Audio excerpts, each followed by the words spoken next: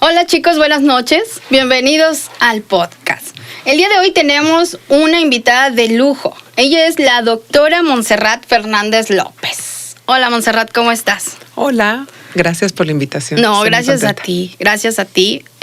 Muy pocas veces tenemos la oportunidad de conocer a personas tan preparadas, que es tu caso. Así es que vamos a iniciar por el principio, como se dice. ¿Quién es Montserrat? Pues soy una mujer que a lo largo de mi vida he tenido como la inquietud de cuestionarme, creo, desde niña, desde cómo qué hay adentro de la mano, ¿no? Y creo que desde niña tengo este deseo de estudiar medicina y pues eso es lo que estudié, soy médica. Y pues algo que creo que también me ha caracterizado es que soy una mujer que soy sensible, que percibo fácilmente, creo que soy empática. Y entonces pues me llevó a estudiar una especialidad que es de psiquiatría y me parece que es muy importante una mirada de nuestra vida desde un enfoque longitudinal, que es curso de vida. Sí. Y me gusta poder ver el envejecimiento y la vejez desde otras ópticas que no es como ahora, que es una cultura como anti-aging. Y eso también me llevó a poder estudiar psiquiatría geriátrica. Entonces, creo que ha compaginado el que me autonombro como una aprendiz naturalista humanista y una humanista naturalista. Nada más. ¿Cuánto tiempo llevas ejerciendo tu carrera? Pues terminé, me han hecho esa pregunta y yo dije, ya pasaron 8 años, llevo 8 años siendo psiquiatra. 8 años llevas. Uh-huh. ¿Alguien más de tu familia se dedica a lo mismo que tú? No. Única. No es como que mamá, papá. No traigo ese linaje. Yo fui la alternativa. Soy la alternativa de mi familia. Soy única. ¿Te ha costado trabajo tener una relación sabiendo ellos que eres psiquiatra? ¿Una relación? Sí, sentimental. ¿De pareja? Sí. Pues creo que mis parejas cuando estudiaba medicina, de ahí en adelante no han sido del rubro médico. Ajá. Entonces, tal vez sí como mujer y posicionarte socialmente como una profesionista y médica, eso pues ha sido lo complejo, ¿no? De que a veces uno como mujer va priorizando y si priorizas un poco más la profesión, pues a veces no siempre va de la mano de acompañarte, ¿no? O mantener una relación en pareja. Me ha tocado escuchar casos de que cuando ellos saben que son psicólogas o psiquiatras, corren porque piensan que los van a autoanalizar o no sé. ¿Tú qué opinas de eso? Creo que esa es la mirada de la gente, pero en pareja no, tal vez porque como yo soy, pues con quien me he vinculado, me parece que son hombres sensibles, inteligentes, ¿no? Que están como muy en contacto tal vez con sus afectos, entonces no me ha tocado como que tengan una limitación por mi profesión, pero a veces es el juego entre las personas, uh-huh, que es como, quédense callados, ¿no? Porque ya nos va a autoanalizar. Sí, y yo les decía, claro. O sea, imagínense estar todo el día trabajando, o sea, no. Exacto. No hacemos eso, aunque si nos preguntan, tal vez sí podemos sacar algún trapito, pero no vamos como en ese mood de analizando todos, ¿no? Creo que a veces ya es muy natural hacerlo, pero no que uno esté como codificándolo. Claro. O sea, de tanto pues estar ejerciendo este trabajo en una escucha, en una reflexión, sí uno es más fácil que lo haga, pero no que lo practiquen. Ajá, no es rato. Que sea ley que lo tienes que hacer cuando conoces a las personas. Sí, ¿no? Sí. ¿Y qué te motivó a estudiar psiquiatría? Pues creo que primero yo contaba que era como muy espontáneo, o sea, yo quería estudiar, de niña quería estudiar pediatría. Después cuando estudié medicina fue una mezcolanza porque decía rehabilitación física, neurología, traumatología, pero llegué a geriatría. Y ahí me di cuenta que quería estudiar geriatría, no se pudo por estas cosas de la vida, que es hasta show. Yo me iba a ir a España a estudiar y entonces el DHL lo roban con todos mis documentos académicos, no puedo hacer el examen, tengo que hacer el examen en México y tuve que elegir 2 opciones. Y era medicina interna porque de ahí era geriatría y una segunda opción y elegí psiquiatría. Y que me quedo. Entonces eso pareciera fortuito, pero en realidad me di cuenta que lo que más me gustaba de la parte de medicina es pues el estado de bienestar. ¿Qué es eso? La salud mental, ¿no? Nuestro estado de bienestar. Y me di cuenta que se me hace fácil como poder empatizar o conectar y mirar como a la persona, tal vez sus sufrimientos, ¿no? O sea, es fácil para mí poder brindar como un estado un poco de confianza y tal vez me tocó desde que era estudiante o que me fui yo hice el servicio social en Baja California Sur, en rancherías, entonces pues yo, una adulta joven, terminaba o me pedían consejos las mamás, ¿no? De sus hijos, de sus esposos, esa accesibilidad tenía y creo que cuando aparentemente fue que no lo había elegido psiquiatría, me di cuenta que esa era mi vocación. ¿No? Lo supiste. Sí, o sea, lo desconocido siempre pasa. El primer día que pisé un hospital psiquiátrico, que era el primer día de la residencia, me dio miedo. Y eso es lo que nos pasa. A veces creo que uno rechaza esa emoción, pero ante algo nuevo, ante algo que nos genera incertidumbre o amenaza, va a ser la primera emoción.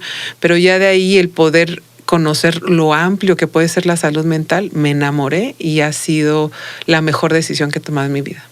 Y en ese trayecto, para ti, ¿cuál ha sido como el caso que más te haya impactado, que nos puedas compartir? Ay, pues son muchos. Creo que podría ser por etapas. Cuando yo llegué a Mérida a estudiar psiquiatría, creo que tienes acceso a los sufrimientos personales, familiares y colectivos. Y algo que me impactó es la escucha de tantos casos de violaciones de hombres. O sea, tenemos en nuestro imaginario, sabemos, ¿verdad?, cómo puede ser que 1 de cada 3 mujeres haya tenido una experiencia de violación, pero allá me tocó varios hombres, entonces eso fue muy impactante para mí. Creo que ha sido también la suma de lo difícil que es estar en contacto con la muerte. Hay veces que hay personas que viven situaciones desde la infancia de pérdidas, de violaciones, de ausencias, ¿no?, de afectos por familiares y siguen acumulando desigualdades. Y eso es bien doloroso, ¿no? Los suicidios de a veces no solo una persona, sino a veces 2 personas en cortos tiempos. O sea, creo que no podría como solo una situación recordar, porque sí hay como mucha vivencia de dolor, de pérdidas, de a veces también lo difícil es como ante la desinformación o ignorancia sobre la salud mental se empieza un rechazo por sí misma la persona, pero también su familia y una sociedad. Y a veces es fuerte como un potencial humano, realmente la sociedad le va cerrando puertas. Por ejemplo, personas que tienen trastorno bipolar y que tenían, ¿no?, un estrato de avance profesional, pues por los episodios y tener que estar hospitalizados, pierden su trabajo, ¿no?, y no se les da una nueva oportunidad. O hay personas con trastorno bipolar que no dicen que tienen a nadie, que solo lo conoce tal vez su esposa o su pareja y su psiquiatra. Nadie más. Tengo una paciente que dice, pues nadie sabe. O sea, nadie sabe más que pues justamente su esposo y ni a su hijo un poco, ¿no? Nada más le dice pues que toma la pastilla como para las emociones. Y había otro paciente que también me decía, o sea, solo mi esposa, ni mis hijos y usted. Y pues eso es lo difícil, que a veces es el dolor que solamente lo vive la persona que tiene un trastorno mental, y que eso va generando pues una baja amor propio, una dificultad para relacionarse. Me parece que eso es como lo complejo. ¿Y algún caso que recuerdes que te haya dejado con un nudo en la garganta, que haya marcado mucho tu vida? Es que son muchos. No sé qué podría decirte. Creo que accederé a lo más reciente, que tengo una persona que tiene en su familia muy cercana 2 suicidios consumados. Entonces, a veces cuando hay conflicto uno lanza una idea, ¿no? Y ella me compartía cómo pensaba que pues decía, ojalá que pudiera él descansar, ¿no?, que estuviera bien, y justo al día siguiente o en esta semana se suicida. Fue como un impacto para ella, y viene en el imaginario sentir culpa. Hay veces que tengo otra paciente que en realidad ver cómo pues me va contando desde niña que su mamá no tiene papá, y pues quien la criaron fueron las vecinas. O sea, uno dice, pues va a venir la tía, la abuelita. Sí, la abuelita. Fueron las vecinas. Y el rechazo constante de mamás. O sea, tengo presente cómo como mujeres tal vez pudiera ser ampliado. Una constante que escucho en las voces de mujeres, que es un poco más las consultas que tengo, es que la influencia cultural y de crianza familiar nos van marcando desde muy jóvenes sentimientos de insuficiencia. Nos sentimos insuficientes y mucho de nuestro valor lo adjudicamos a nuestra imagen corporal. Entonces empezamos a autoexigirnos desde edades muy tempranas y eso va a ser autoexigirnos en figurar, en tener buenas calificaciones, ¿no? Entonces hay mujeres que nos autoexigimos exageradamente tener una buena calificación, porque eso es una forma de demostrarle que somos algo o alguien si no nos vemos que somos suficientes con nuestra imagen corporal. Y eso es una constante desde diferentes edades, clases sociales, diferentes corporalidades, el sentirnos con una distorsión de nuestra imagen corporal y basar sobre eso nuestro amor propio. Y entonces, pues, de ahí que a veces vamos encontrando parejas donde se reproducen violencias, porque a veces eso es lo que vivimos en familias, donde tal vez nos vinculamos con parejas o con amistades a partir de decir yo fue mi culpa, entonces discúlpame, perdóname. Tendemos a veces como mujeres a ser perfeccionistas y controladoras y eso genera mucha rigidez y la vida no es rígida. Entonces eso va llevando riesgos para nosotras, pero también para nuestra plenitud y pues para también el estado de la salud. Y por eso a veces tenemos síntomas ansiosos, síntomas depresivos, ¿no? O estos síntomas en otras partes fuera del cerebro, que puede ser colitis, gastritis. ¿Y qué caso hubieras preferido no tomar por lo fuerte que fue esa lección? No, creo que no tengo ninguno.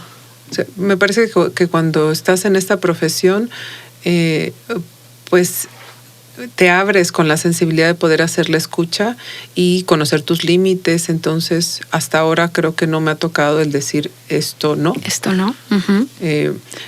Claro, creo que como cuando somos estudiantes en la formación, cuando yo era residente de psiquiatría, es diferente ejercer la psiquiatría en un consultorio privado a un consultorio de un hospital público o de un hospital privado.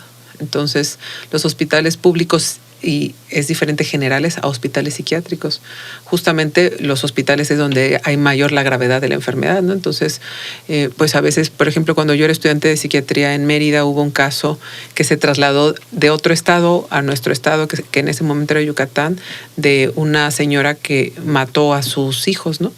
Y pues fue esta parte de ella lo negaba, ¿no? Y como estar un poco entrevistándola y probablemente es que se llama un trastorno de personalidad, donde muy probablemente no tenía la empatía, ¿no? Y de reconocimiento y nos mentía. Como que eso me viene a la mente del recuerdo de que pues era como impactante saber estar frente a un homicida. Y eso pues no lo tienes en el consultorio, claro, ¿no? Ni en un hospital general en el día a día. Entonces sí, la formación como psiquiatra te lleva a diferentes casos. ¿Qué ha sido para ti lo más difícil o que consideres que ha sido lo más difícil en este trayecto, en tu carrera? ¿Como psiquiatra? Como psiquiatra, como persona. Creo que el gran reto es hacer una congruencia con lo que uno ejerce. Estamos acostumbrados como psiquiatras a escuchar las emociones, los pensamientos, las vivencias de las otras personas.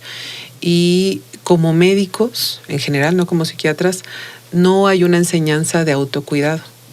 Hay mucha violencia en la educación como médicos. Sí.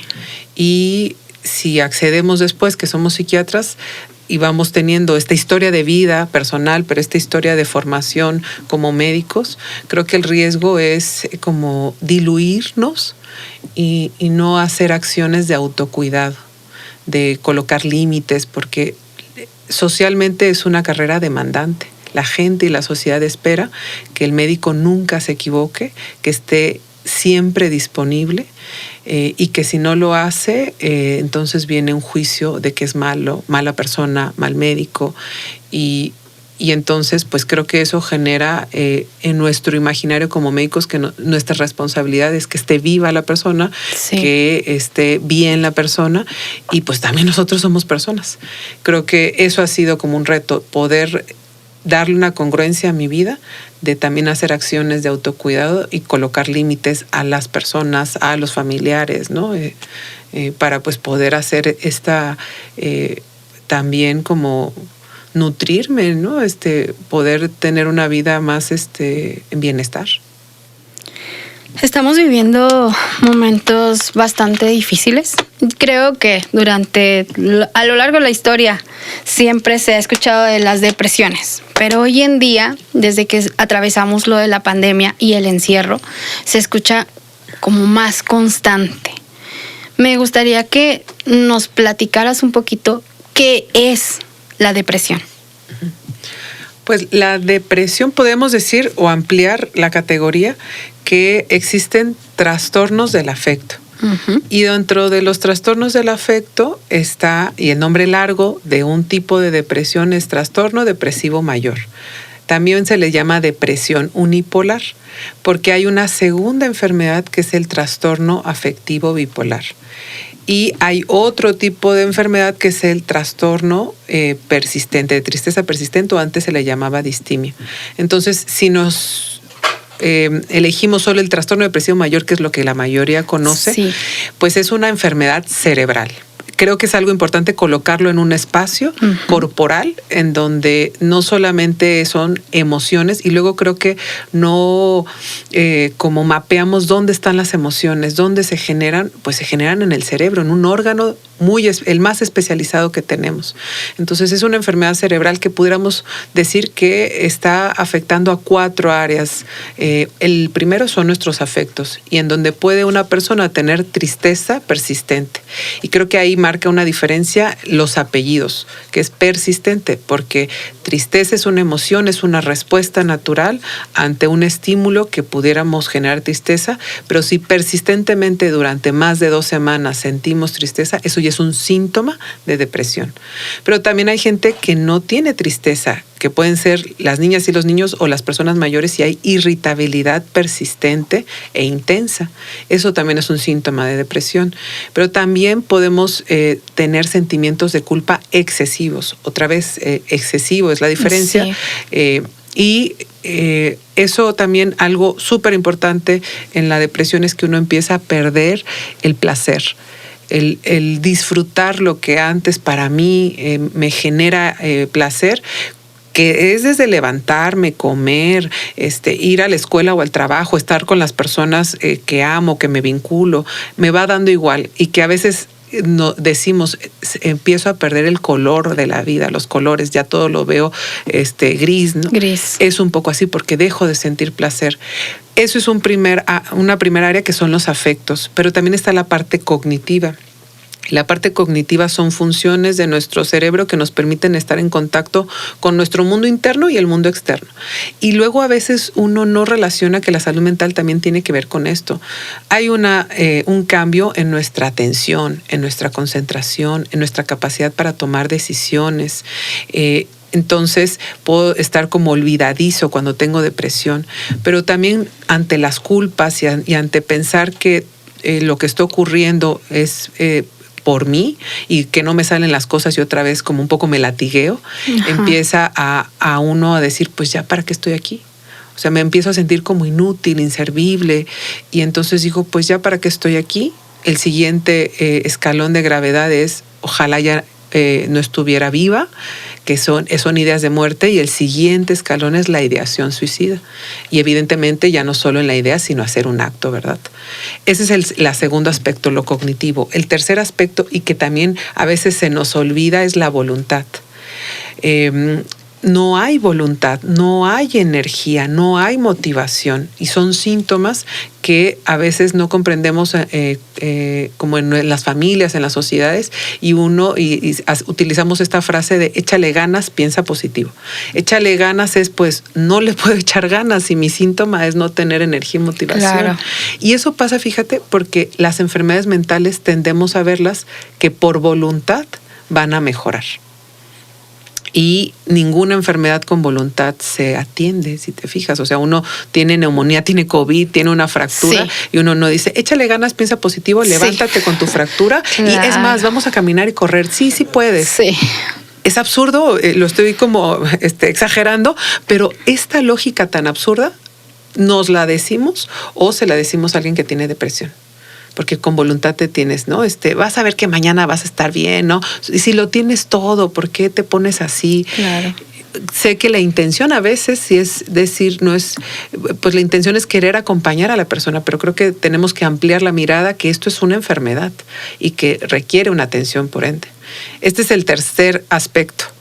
Y el cuarto es que también otras áreas del cerebro pueden cambiar u otras partes del cuerpo, y ahí es donde la persona con depresión cambia su sueño, cambia su apetito y puede tener dolor inespecífico, mucho dolor de cabeza, ¿no? O dolor en otra parte del cuerpo. Entonces, estas son como las 4 un poco categorías que puede tener la depresión. ¿La depresión afecta más al hombre, la mujer, o es por igual? Las estimaciones que hay, por ejemplo, en México es hacia la mujer, como el doble. Sí. Sin embargo, creo que también pues son estadísticas, y a veces me parece que hay un alto porcentaje de hombres que no se atienden nunca u oportunamente, porque los suicidios consumados, el 80% es en hombres y el 20% en mujeres. Los intentos de suicidio es más común en las mujeres. Y claro que hablando del suicidio es multifactorial, ¿verdad? Pero creo que pues a veces las mujeres podemos un poco tener por estar en redes de apoyo, que nos aliamos un poco más, el poder a veces tener una atención más oportuna, y en los hombres está más silenciado. Sí. En general, la atención en salud, pero hablar de emociones, hablar de mis pensamientos, pues es como que, pues, que voy a andar diciéndole a un desconocido, y creo que se retrasa. Tenemos esta cultura machista, le llamaría yo, que piensan que la depresión tiene un género y que es solo para la mujer, porque estamos mal informados de que, te digo, a veces nos sentimos triste y la primera palabra no es decir me siento triste o me siento mal. Es me siento deprimida. Entonces desde aquí partimos con que es que las mujeres se deprimen más, es que las mujeres se deprimen por cualquier cosa. Entonces es súper impactante escucharte decir que el suicidio consumado es más en el hombre. Exacto. Y creo que ahí hablas o abres un tema que son los mitos que ocurren alrededor. Y a veces es como, ay, ¿qué va a estar deprimida? Más bien no tiene que hacer, ¿no? O sea, que se ponga a hacer algo. Sí. ¿No? Tiene mucho tiempo libre, ¿no? Ajá, o está chantajeando, y por eso, según dice que, o eso ni existe, la depresión no existe. Hay un estudio que se hizo en personas mayores en la Ciudad de México, en el IMSS, y preguntaban un poco de qué es lo que les hacía buscar atención, y evaluaron si había síntomas. Y más o menos en ese grupo, la tercera parte no creía que la depresión fuera una enfermedad. Desde ahí, ¿no? Vemos cómo ese grupo de personas no va a acceder. Hay una estadística muy fuerte en México y en el mundo que, por ejemplo, solamente el 20% de las personas que tienen un trastorno mental en México tienen una atención. Es bien fuerte porque si volteamos, eso quiere decir que 80% de mexicanos que pudieran tener un trastorno mental no son atendidos. Y yo ahí digo, ¿y dónde están esos 80%? O sea, no están en las cavernas, no están aislados. O sea, estamos en sociedad, y hasta puedo ser yo. ¿Cómo se forma una sociedad con 80% de personas que pueden tener síntomas afectivos, ¿no? Que pueden tener probablemente un trastorno mental y no es atendido?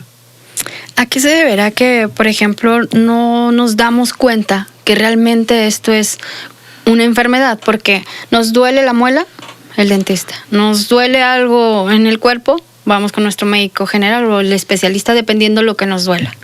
Pero ¿por qué dejamos algo que es muy importante, que es nuestra salud mental, y no le damos la importancia y no tenemos esta cultura de ir con el psicólogo, con el psiquiatra, dependiendo nuestra situación, hasta que ya tenemos el agua hasta aquí, hasta el cuello, hasta que nos sentimos ya súper mal o que nos dicen ya, esto no lo puedes solucionar tú en tu casa, como te dicen, echándole ganas, te tienes que atender? ¿Por qué? ¿A qué se debe todo esto de no verlo como con la seriedad que es? Yo creo que el punto central es la educación. Y me parece que no tenemos educación en el bienestar, no tenemos educación desde poder.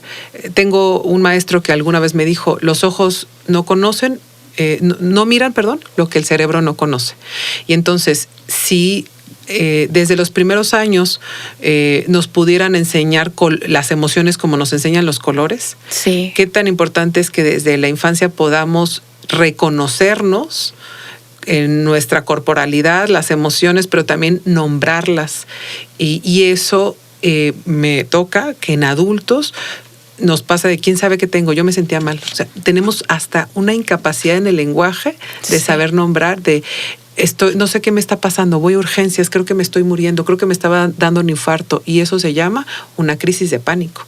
Ni siquiera tenemos eso en el lenguaje, y eso es la parte de que no hay una educación en las familias, en las escuelas, porque como sociedad hay una ignorancia en poder reconocer nuestras emociones, nombrarlas, expresarlas.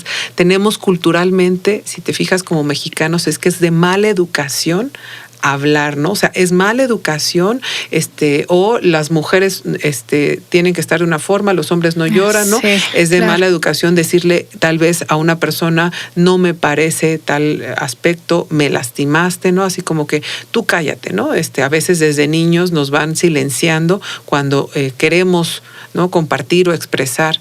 Y también me parece que es lo que yo te decía, que no alcanzamos a ver que el cerebro es parte también del resto del cuerpo y que las funciones especializadas, como decía, una capacidad de organizar, planear, no solo los afectos, tienen una relación biológica, y uno nada más tal vez piensa que cuando uno va a enfermar es pues porque lo veo, ¿no? O sea, pues ay, aquí me corté, ay, sí, aquí claro, no lo puedo mover, y solamente atribuimos que eso es enfermedad.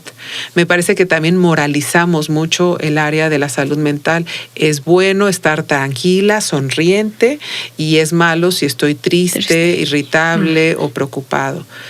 Creo que hay otro elemento que hace un momento decía, que asociamos el tema de vulnerabilidad con ser débil.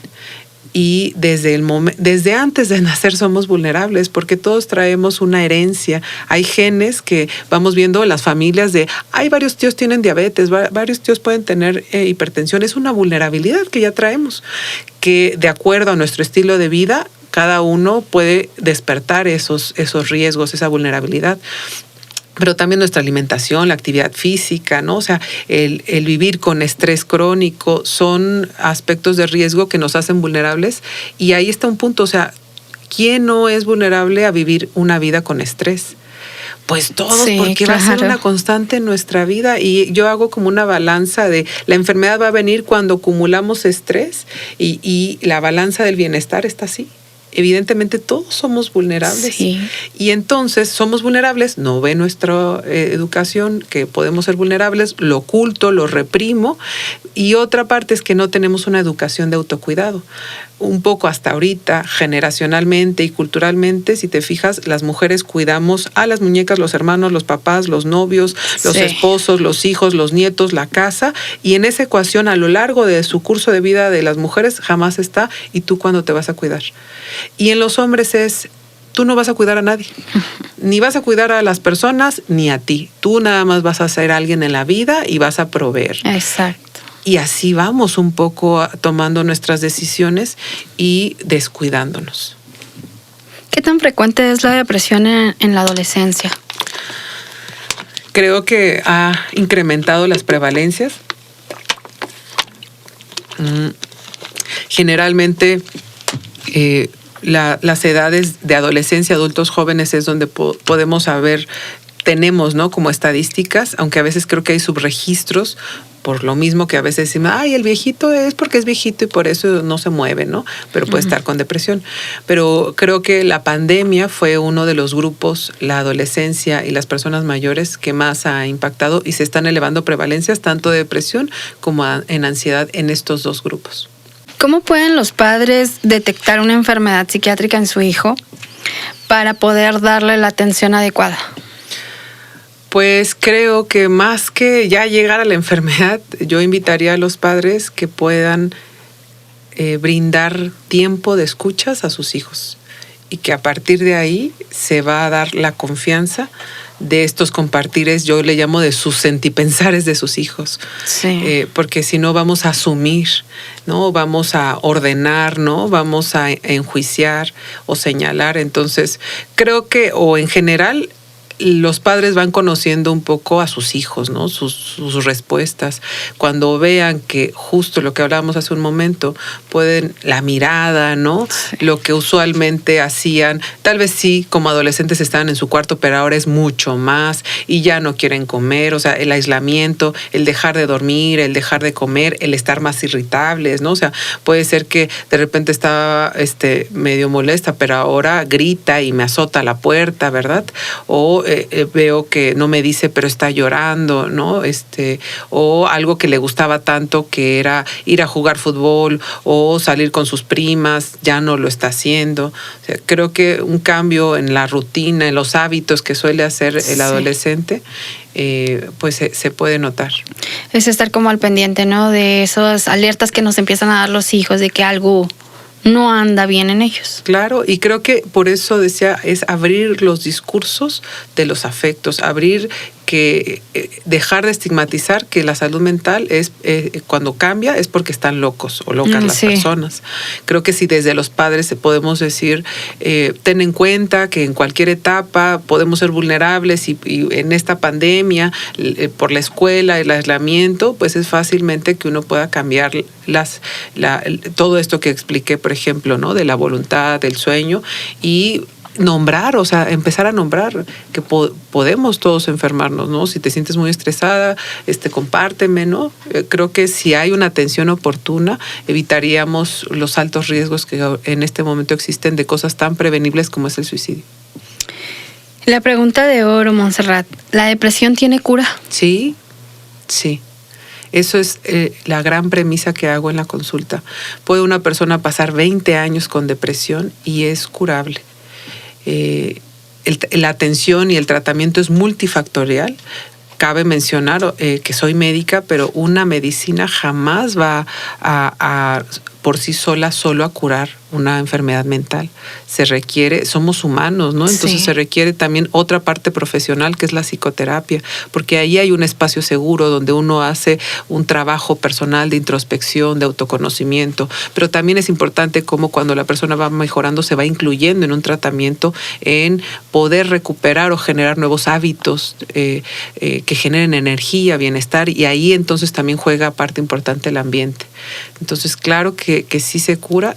Lo importante es pues atenderlo lo más oportunamente y, por ejemplo, una atención de psiquiatría es importante hacerlo en los primeros síntomas, porque lamentablemente hasta ahorita una gran mayoría llega cuando ya hay una situación de larga duración o cuando es una intensidad moderada o grave. ¿Y qué papel juega el alcohol y las drogas en la depresión? Pues evidentemente el consumo es una relación unida. Qué bueno que lo mencionas, porque a veces como que se aísla que las personas tienen adicciones porque por voluntad lo decidieron hundir su vida, ¿no? Y hay una alta asociación de 60-70% que hay otro trastorno mental, además de un consumo problemático, abuso o dependencia, ¿no? Que puede ser ansiedad, depresión, déficit de atención. Entonces, evidentemente, pues, como yo digo fácil, en matemáticas, si sumamos un riesgo más otro riesgo más otro riesgo, pues 1 más 1 más 1 es una mayor complicación del estado de bienestar de esa persona. Y creo que drogas que puedan ser depresivas al sistema nervioso central, como es el alcohol, por ejemplo, hace que a veces hay personas que dicen al otro día me siento todavía más deprimido, ¿no? Me siento peor. O hay la culpa, no solo por el síntoma como depresión, sino también por el acto o tal vez las consecuencias de la cantidad de consumos. Eso también partiendo cuando son consumos de abuso y dependencia, porque creo que también como sociedad hacemos mucho prohibicionismo en las sustancias, y yo con esto no estoy favoreciendo, sino que en adultos podemos hacer consumos responsables. En adolescentes es un riesgo cualquier tipo de consumo de sustancia, porque nuestro cerebro como ser humano se termina de desarrollar hasta los 25 años, más o menos 2 años. Entonces, pues creo que la mayoría, y nos vamos a incluir todos, consumimos desde adolescentes. Todos estamos en un riesgo desde el inicio en que decidimos consumir, porque la sociedad es lo que marca, ¿no? Que ahí va la parte de la familia, que es lo que vemos desde niños. Como, pues se divierte la familia cuando hay comida y cuando hay alcohol, ¿no? Sí. Entonces yo cuando quiero ser grande quiero llevar a esa felicidad y alegría. Pues asocio que la normalización del desestrés va a ser a través de consumir. Y vamos malinterpretando los consumos, y a veces es sí por curiosidad, pero a veces se convierte en mi medicina. Solo cuando tomo alcohol es que me siento desinhibido y que todo esto que guardo y reprimo sale. Y, por ejemplo, pues el mala copa, ¿no? El que llora o la que llora, pues pues se justifica a veces, ¿no? Aunque se critica, se justifica. Y entonces es mi vía que conozco para llevarme a otro estado. Y a veces, pues ese es el enganche, ¿no? De que quiero volver a recurrir al consumo para que me lleve a otro estado. Y a veces simplemente quiero ese estado, ¿no? O sea, por placer quiero llevarme a ese estado. Entonces se va convirtiendo en prácticas de riesgo. ¿Y cómo podemos distinguir entre la depresión y la ansiedad? Pues creo que es fácil. Si podemos, a mí me gusta a veces como hacer el imaginario de nuestra vida de bienestar está así. Nada es lineal, o sea, vamos cambiando nuestros afectos, nuestros pensamientos, pero nosotros nos conocemos, ¿no? A veces puedo estar un poquito preocupada o triste, me siento alegre, tranquila, ahí vamos. La depresión es tener síntomas, si te fijas de todo lo que expliqué, de aquí para acá, pero la ansiedad es de aquí para acá. Hay 3 aspectos de la ansiedad, que puede ser la parte afectiva, donde me siento excesivamente con miedo, preocupación, intranquilidad, angustia, agitación, pero también, como decía, la parte cognitiva. Empiezo a que mis ideas, mis pensamientos los atribuyo en una forma catastrófica. Todo lo que pienso es, de seguro no lo voy a lograr, de seguro va a pasar, me va a dejar. Y aparte de lo catastrófico, empezamos a utilizar mucho en nuestro discurso las palabras nunca, todos, siempre, como a generalizar, ¿no? A también magnificar. Un estímulo no pudo haber sido así, pero es como que no salgo porque qué tal si me matan, me roban, ¿no? No salgas porque de seguro allá afuera te vas a contagiar de COVID, luego saliendo, o sea, magnificamos. Evidentemente hay un riesgo, ¿no? De si estamos sin protección o ahorita, ¿no? En la pandemia, pero hay personas que se paralizan y dejan de vivir su vida habitual por la intensidad del miedo, por ejemplo, y del pensamiento que me está generando también ese miedo que es limitante o catastrófico. Entonces, si te fijas, es diferente la depresión, que tiene que ver mucho hacia no sentir energía, no tener motivación, sentirse triste, y la ansiedad es hacia arriba. O sea, la parte más grave de la ansiedad es la crisis de pánico. Siento que me voy a morir, ¿no? O sea, es una intensidad tan alta de todo lo que percibo y todos los estímulos que no lo aguanto. Y hay gente que los intentos de suicidio lo hacen por ambos, tanto por una gravedad de la depresión como ya no soporto sentirme tan hiperestimulado y estoy siendo hipercrítico, todo es hacia arriba, si te fijas, ¿no? Hiperjuzgado, ¿no? Hipervigilante, que es ya no quiero estar así. ¿Alguna enfermedad se cura o todas las enfermedades mentales son crónicas? No, hay trastornos mentales. La depresión unipolar se cura. El trastorno bipolar, que tiene de episodios depresivos, bipolares son enfermedades crónicas. La esquizofrenia es una enfermedad crónica, el trastorno bipolar es una enfermedad crónica, la demencia es una enfermedad crónica, la epilepsia es una enfermedad crónica. Entonces esas enfermedades se controlan. Pero hay otras enfermedades como el trastorno de ansiedad generalizada, el trastorno depresivo mayor, que esas se curan. Evidentemente estamos en la vida y seguiremos con riesgos, somos vulnerables, como sabemos, y en esta balanza lo vamos habiendo toda la vida. O sea, la balanza de estrés-bienestar, ahí está. Entonces podemos estar en riesgo en otro episodio de nuestra vida y volver a tener un episodio depresivo. Pero no quiere decir que como recaí, no aprendí, pues es que son vivencias diferentes que me pueden impactar a algún grado de enfermarme. ¿Cuáles son las claves para poder prevenir un suicidio? Pues creo que primero es el punto de los mitos, ¿no? Es la educación, que el suicidio no es, yo digo, ni unidimensional, o sea, ni por una causa, ni solamente verlo en una visión. O sea, es multifactorial y hay que verlo desde muchas dimensiones.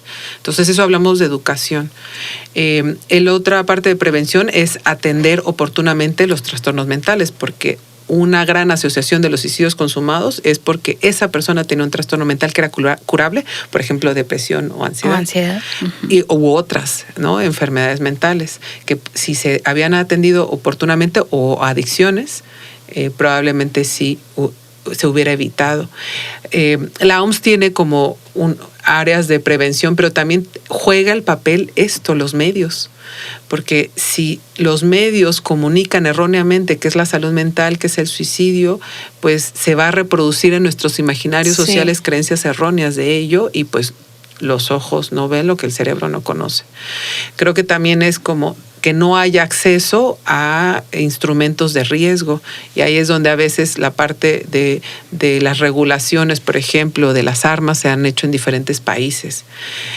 Creo que la parte del estigma y la discriminación es un punto, ¿no? Es que en la medida que se erradique, en la medida que haya también acceso a una atención en salud mental, eso es a nivel mundial. Que hay dificultad en los servicios públicos de una atención en salud mental.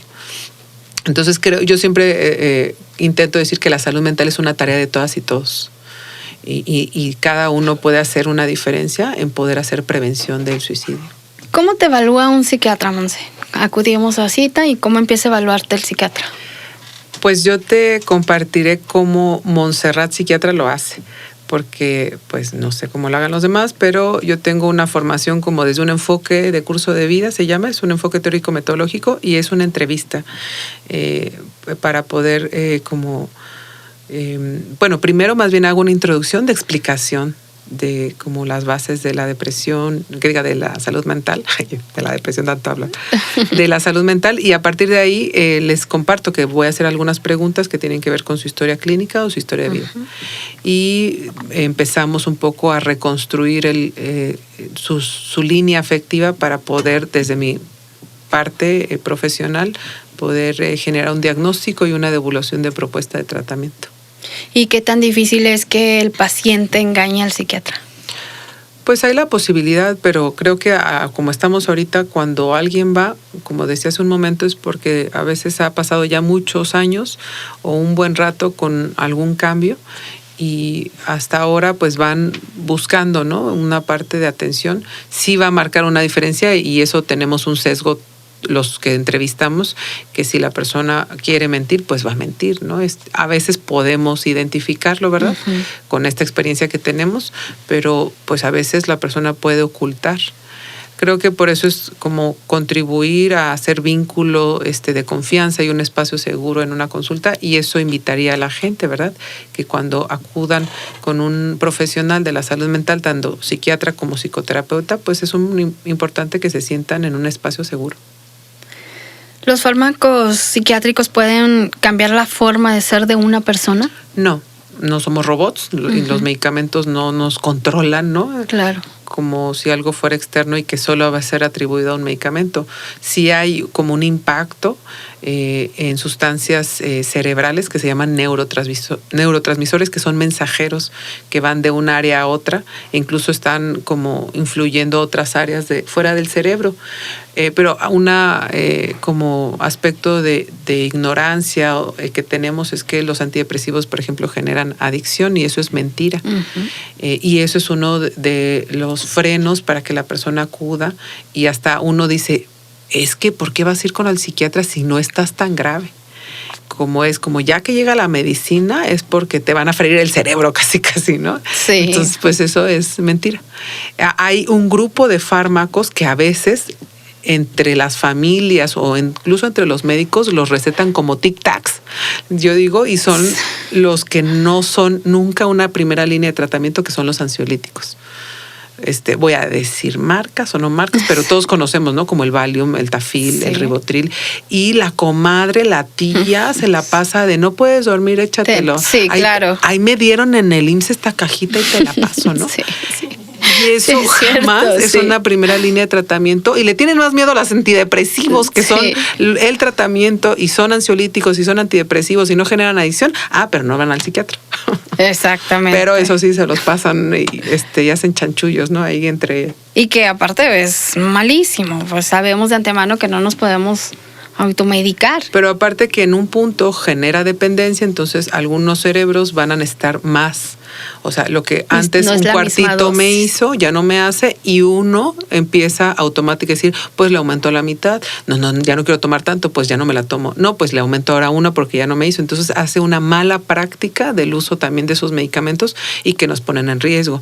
Y también yo creo que cualquiera que ahorita estoy mencionando estos, conocemos a alguien que tiene 10, 20, 30 años tomándolo. Sí. Y que es mi pastillita para dormir, o sea, no puedo dormir, no la dejo, o sea, ahí no es mala, porque como duermo, me vale, ¿no? Y a la larga generan cambios en atención, concentración y memoria. Y saliéndome un poquito de contexto de todo lo que vimos que fue la depresión, la ansiedad y todo lo que pudiste compartir el día de hoy, muy drásticamente me gustaría saber qué opinas tú como psiquiatra de lo paranormal, de lo espiritual y de la religión. ¡Sas! Tanta. Pues creo que podemos englobarlo en una dimensión que tenemos como seres humanos, que es la espiritualidad. Y entonces creo que la religión es un medio, son prácticas dentro de un dogma que elegimos como grupos sociales y que nos puede dar una dirección de sentido de vida y de trascendencia. Y creo que podemos tal vez, como si nos miramos desde una parte que somos energía, desde una parte espiritual y desde una parte biológica, pues hay diferentes campos de energía, ¿no? Hay diferentes expresiones y creo que a veces los fenómenos, aún la ciencia no es capaz de explicarlos por completo, y creo que ahí es donde hay como propuestas, ¿verdad? Y a veces vivencias de diferentes personas. A mí lo que se me hace un riesgo de todo es que a veces hay mucha charlatanería, porque es un tema junto con la parte estética que vende. Entonces hay muchas personas que para poder hacer como una ganancia económica, a veces creo que se manipula y se engaña a la gente, y creo que es un riesgo. Pero me parece que si podemos ver que la parte espiritual es tan necesaria en la vida de nosotros, así como que nos necesitan vender un fin de semana para estar en contacto con Dios y por eso ya vamos a encontrar la felicidad, o como ahorita hay como un alto consumo de plantas de poder que se le llama, y estamos asociándolo a que solamente es ese camino, voy a sentirme mejor, voy a encontrarme, voy a descubrir algo más allá. Creo que eso es el riesgo, ¿no? De que las prácticas no vayan desde la esencia de lo que requiere, de lo que le da congruencia al ser humano o a esa persona. Pues te agradezco muchísimo todas las respuestas que nos diste. Yo sé, como se los he dicho allá en casita, hay mucha gente que no nos atrevemos a decir que necesitamos ayuda. Y que es el paso fundamental para poder adquirir esta ayuda, es quererla. porque probablemente la mamá, el papá, ese familiar, ese ser querido está atrás de uno diciendo, necesitas ayuda, necesitas. Pero la persona que tiene que aceptarlo y pedirlo, pues es la afectada, me imagino yo. Con toda esta explicación, te decía ahorita, nos falta mucha información. Realmente es la ignorancia la que a veces nos impide llegar con el psicólogo, llegar con el psiquiatra. Es la ignorancia. Entonces yo de verdad te agradezco que hayas aceptado la invitación, porque vas a llegar a muchísima gente y entender que no es porque estamos locos, que necesitamos acudir a ustedes, los especialistas. Y yo también te agradezco y te felicito que puedan abrir estos espacios. Gracias. Muchas gracias, pero no se me ha ido todavía, no me estoy despidiendo porque como ya es ley y esto seguirá, vamos a entrar a este jueguito. Sí, no se me va a escapar, Montserrat, tampoco. Este jueguito de palabras, Monse, donde yo te digo una palabra y tú inmediatamente, lo primero que venga a tu mente, me respondes. Ok. ¿De acuerdo? Nos vamos rapidísimo, vámonos. Dios. Trascendencia. Infierno. Creencia religiosa. Psicología. Bienestar. Ética. Importante. Traición. Difícil. Depresión. Curable. Marihuana. Sustancia. Religión. Dogma. Brujería. Tradición. Bipolaridad. Ya veo. Enfermedad mental. No Satanismo. Complejo. Lealtad. Base para la convivencia. Familia. Núcleo. Adolescencia. Amor. Triunfo. Alternativa. Prostitución. Discriminada. Vejez. Plenitud. Fuerza. Malinterpretada. Y amor. La fuerza vital. Pues ahora sí, muchísimas gracias. Gracias por ser parte ya del podcast. Tienes las puertas abiertas. Cada que tú quieras regresar, eres bienvenida. Gracias por compartir con nosotros todo tu conocimiento, Monse. Muchas gracias.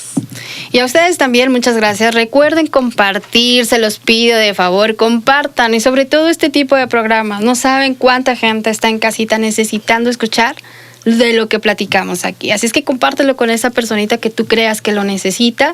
Y nos vemos la próxima.